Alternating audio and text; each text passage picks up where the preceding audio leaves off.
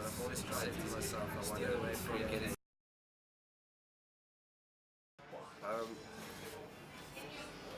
I think my whole life it's been consistent that it's like heavy bass music is influenced by music as Haezer, sound-wise, whether it's heavy metal or drum and bass or breaks or whatever.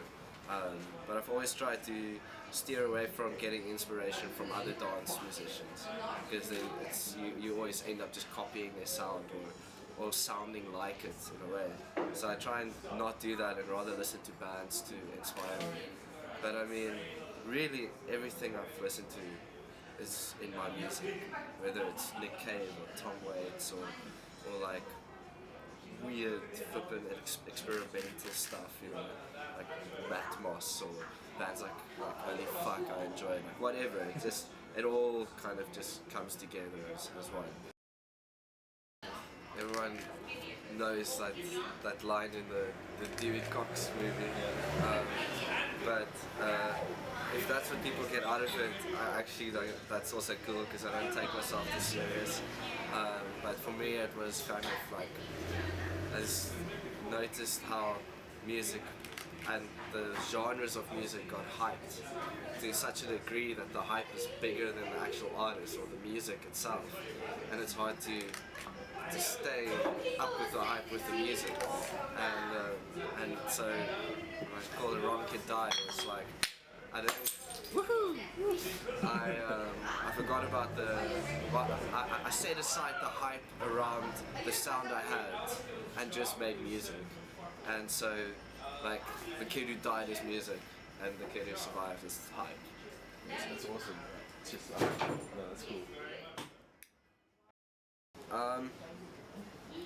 It's quite a risky project. It's very different from anything I've ever made, and it wasn't on purpose. It just kind of happened. I said to myself, I want to create either an EP or an album, a body of work, and I just want to lock myself in the studio. I took almost 2 months off of DJing and just sat in the studio and just made music, and this is what came out. Like that, I didn't rush it. I took my time with it. I wasn't wary of, ooh, it's not hard enough, or this is not really my sound. I just did what I wanted to, and then this came out. So what can you expect?